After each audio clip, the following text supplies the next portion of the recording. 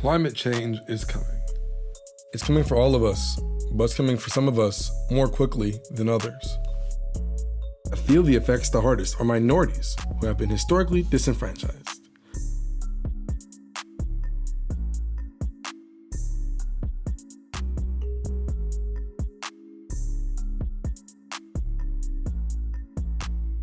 When I think about like environmental racism, it really is about social inequity and the injustices people have felt as a result of racial discrimination and oppression. And I think environmental racism is really recognizing the ways in which race drives environmental burdens, right? And how, race is a strong predictor of the ways in which, certain communities of color are overburdened with environmental bads, if you will. Environmental justice is really sort of a framework and set of policies that guide us to finding justice for environmental racism, right? And so I think environmental racism is sort of identifying the issue and the problem, and environmental justice is sort of the framework for addressing those issues. So this social movement is really, in many ways, is the child of the civil rights movement. For those of you who are familiar with the civil rights movement, you think back to the work of Dr. King, the work of SNCC, the work of CORE, the work of different facets of the movement. Look at the work of Malcolm X, Nation of Islam. Look at the work of the Black Panthers. In many ways, they were all working to the same goal. They used different means, but they're all working for the same goal: civil rights for all people, civil rights for Black people, civil rights for folks who've been dumped on, who've been forgotten, who've been made invisible. So when Dr. King was assassinated April 4th, 1968, 50th anniversary was last year, he was in Memphis working on the sanitation workers strike. And part of that strike, you had issues of labor, you had issues of health, you had issues of representation. And so it really, in many ways, that was the beginning of the contemporary environmental justice movement. And if you don't know your history, a lot of Black men who were sanitation workers were carrying around signs that said, "I am a man." Right? So go back and look at that history. I am a man. What they meant was, I am a man. I am human. Value me. See my humanity. Right? And so that's what happens in a lot of communities that are overburdened by environmental hazards, communities of color, low-income communities, immigrant communities, tribal communities. What happens is they're not valued. Their humanity has been ignored. I'm here because we must not let the current administrations prioritize corporate interests over the health of all of our communities. During and after Reconstruction, the siting of Black settlements was usually on the cheapest land and the most riskiest land and in the riskiest areas. And so, from the legacy of the civil rights movement and the Jim Crow South, the environmental justice movement is just an expansion of the civil rights movement, right? And so when we think about, separate and unequal policies that, Thurgood Marshall, who was born just right up the street in Baltimore, Maryland, and, the cases that he was fighting for and against in terms of public schools and separate and unequal, we can think about that on a larger scale in terms of entire communities, separate and unequal in terms of the quality of the land that the settlements were built on, to the types of facilities, to the maintenance and management of these towns, and investment from community and economic development. When you think about environmental justice, it's a movement to fight against environmental racism.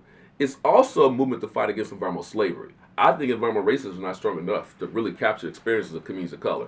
So environmental slavery is really about how some communities are used to host locally unwanted land uses. So if you have a highway going through somebody's community, you have a landfill being sited in that community, you have an incinerator near that community, what happens is not only are there toxicants that impact air and water quality, right? You think about multimedia, so air, water, soil, dust. Those are all media, right? You can expose them through inhalation, ingestion, and dermal exposure, okay? But what happens is there could be toxins emitted to the air that can cause cancer, that can mutate your DNA, that can change your epigenome, that can mess with your respiratory system, that can impact your kidney, that can impact your liver, that can impact the development of a fetus. And that's all happening in low-income communities of color. So what I'm saying is, it's just not good enough to talk about environmental racism. We have to talk about environmental slavery. And what I mean by that is, the ecosystems in those communities are absorbing those toxicants, but also your body is literally also a sink for pollution. So black and brown bodies are sinks for pollution. So that developing fetus, that innocent little developing fetus, if their mother is in a community with a lot of toxicants, they're also been exposed to those toxicants. That's environmental slavery.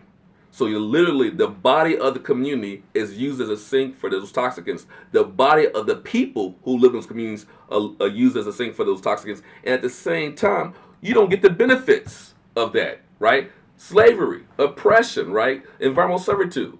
So when you think about, you don't get the benefits, you're not getting the job benefits. Many cases when these facilities are built in these communities is for under the guise of economic development. It's not always white politicians who make those decisions. These are black politicians who make those decisions too. But the problem is, it's about structural racism. It's plug and play. You can plug in anybody into the system. If the system is broken, if the system is racist, it doesn't matter if that person is a person of color, because the system itself is a racist system. Okay, and so the problem is they're making decisions about it's a poor black community. They need jobs. So why are you bringing crap jobs to a black community? Won't you bring the best kind of jobs instead of bringing a pollution-intensive facility? Won't you bring a solar farm to the black community, right? Won't you bring some green jobs to a black community? Won't you bring some career ladder jobs to a black community? So that's part of the problem. So, and many times when the facility is built, most of the money, most of the jobs are the short-term construction jobs. The people who take those jobs, they don't live in the community. That money is actually sent outside the community. So the community who hosts that land use, hosts that facility, gets no economic benefits. What they get are the externalities, the social externalities, the environmental externalities, and the health externalities. That's environmental slavery. That's environmental oppression. That's environmental servitude. Controversy or dilemma in terms of the chicken and egg theory in environmental justice. And that chicken and egg theory really describes, is it that, low-income and minority communities tend to occupy spaces that are cheaper and affordable, and so they choose to live in places based off of the affordability that happen to be hazardous? Or is it that they live in communities and are targeted by industries and to site these toxic facilities? And we've seen evidence, a significant amount of evidence, that in fact, black communities exist beforehand and are strategically, and systematically targeted for the siting of industrial and unwanted land uses. One community that has been hit the hardest is a city only a 40-minute drive from the nation's capital, Baltimore, Maryland. When I grew up, I was surrounded by polluting industry, from massive coal mountains that overlook our playground to chemical companies that are responsible for making dangerous explosives. Because of where I live, work, and go to school, we're more likely to die of lung cancer, of respiratory disease, and to suffer from asthma. We can expect to spend an entire decade to be shaved off of our lives simply because of where we live. Baltimore was established in 1929. At the beginning of World War I, it began to develop industrially and became a major city. Now the city is home to such sites as the Baltimore Aquarium, Science Museum, and Shopping Hub. But behind all that, a history of segregation and racism has remained. You can see that there is an L shape that goes down the middle of the city and east along the harbor, and that's typically where the communities are majority white. But if you look to the outside of that L, you'll typically see these rather dark, very, very dark, 80% majority black communities that are like the wings. And so there's the butterfly there, and that's essentially where people instituted a lot of redlining, and so most of the wealth of the city you'll find within that L. There's so many communities that are 70-80% majority black and have been that way, and they have not seen any reinvestment into those communities. And so, and of course, during the 30s and 40s, when the federal government got involved in trying to build up home ownership, that was for white families. And so that built a lot of wealth into this country, but black folk didn't really see much of that. And the remnants of those policies, which are quite honestly to some extent still intact today, has led to just kind of a disregard for these communities and just like, oh, you know, they're just crime ridden and that's a bad neighborhood and we don't have to worry about it. Just put more police there, instead of actually considering how Baltimore has always been set up to be a very racist and segregated city. And things like class 5 hyper-segregation in our city. And which is sad, because I mean, we have a lot of opportunity, but not everyone can actually has access to that opportunity. So we want to change that. The historic racism in the city has extended to the city's environment. I would say Baltimore's environmental conditions are grave, but also not uniformly, the graveness is not uniformly felt. I would say that, you know, again, Baltimore experiences a lot of racial segregation, and people who are black and brown face more environmental threats in the city. And it is staggering. I would say that though, you know, the city as a whole faces certain things just more than other jurisdictions of Maryland, again, it is not uniformly felt in the city. So yeah. So you think about Baltimore, you can look at Curtis Bay as a great example. Curtis Bay, a zip code that has a lot of goods movement. Goods movement is you have the Port of Baltimore. So there's a lot of port activity and port-related activities that are basically based in Curtis Bay. Curtis Bay is not just black. It also has a white population and also Latino population. But if you think about that community hosting all these land uses, you have some of the largest polluters in the city of Baltimore in Curtis Bay. And so they have a lot of toxic emissions of various pollutants for a particular matter, volatile compounds, I think polycyclic aromatic hydrocarbons, I think they have some dioxin kind of chemicals, mercury. And so when folks who live in that community, they're being exposed to a chemical mixture, right? And so as I said earlier, that chemical mixture can impact their health and lead to adverse health outcomes.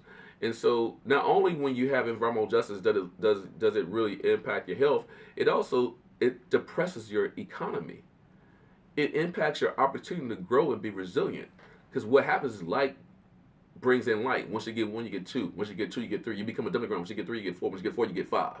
And then I say, well, you know, the reason why it's there is the land is cheap.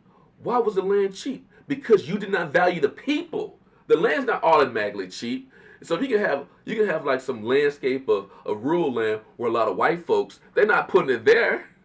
Right? So why, if in the urban landscape, you have a lot of black folks, the same land, it's because the people are not valued, because you don't see them as human. You see them as subhuman, which you connect back to our cultural understanding of race and social construction of race in this country, and how we treated people of African descent in this country. You can see how we treat people African descent in contemporary times. One of the biggest problems facing environmental justice communities is air pollution.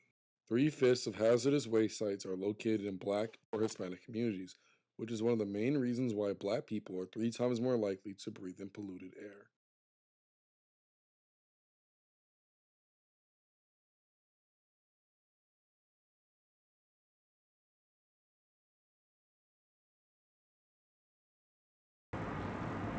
When it comes to impacts, if we think about the traditional ways of environmental racism and environmental injustice in terms of the siting of, toxic and waste treatment facilities, these communities tend to have poor air quality and water quality.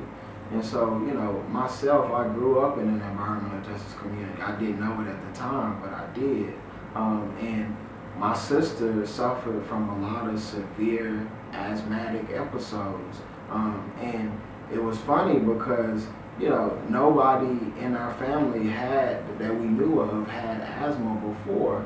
But come to find out, as I sort of went back and sort of studied the neighborhood and understood sort of the elements of my neighborhood, we were surrounded by sort of industry. We were surrounded by landfills and other sort of waste treatment facilities. And so I would imagine that, you know, the air quality in my hometown, in my neighborhood, wasn't that great, right? And there are a lot of neighborhoods throughout the country that suffer from poor air quality from the releases and plumes from these industries. And I think it impacts them in terms of their respiratory health. People of color, particularly African Americans in this country, have large health disparities, and so there's already a lot of suffering from more asthma, more diabetes, more numerous other health conditions. Some of that's poverty related, but some of that's just larger systemic issues that are affecting people by races, not just deducible by class. So when you layer on the reality of additional air pollution sources and other types of pollution on top of existing health disparities, it just makes things that much worse. And Baltimore is one of these places that at one point had one of the most polluted zip codes in the country. I would say air pollution is definitely a primary issue here. I mean, we have children with an asthma rate twice the national average. I believe the adult rate's about 40% higher than the national average. So that is definitely a primary concern. We have one of the highest in the top 10 in terms of the number of code orange or code red days every year in the country. Baltimore, a city that is 63% black, is home to a large amount of environmental injustice. The easiest to see is in the form of the Bresco incinerator, which is a visible part of Baltimore's skyline. The incinerator has been polluting the city's airways since 1985, resulting in higher incidences of asthma and air pollution-related deaths. So Bresco, which is the city's trash incinerator, it's the big smokestack off of 95 that says Baltimore on it. It burns the city's trash, trash from the county, and it emits a lot of really harmful pollutants. It is contributing to climate change, and right now the state actually considers incineration clean energy. So what that means is that facilities like the Bresco incinerator, which are actively harming people in Baltimore City, is getting subsidized by ratepayers. When we pay our electricity bills, part of that bill goes towards clean energy subsidies for things like wind and solar, but they also go to trash incineration. One of the largest threats to our air and environment here in Baltimore is the Bresco incinerator.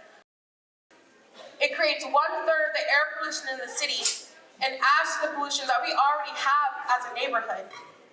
To put that into perspective, according to a 2013 MIT study, the deaths related to air pollution in Baltimore City is higher than the homicide rate. To make matters worse, according to a report conducted by the Chesapeake Bay Foundation, we paid $55 million in health impacts in asthma hospitalizations directly caused by the Bresco incinerator. Woo. Yeah. Bresco is located in South Baltimore, and guess what? That's not by accident. Okay. South Baltimore is considered to be a dumping ground of our city, and that has to end. We successfully stopped the largest trash burning incinerator from being built in our community when I was in high school. Yeah.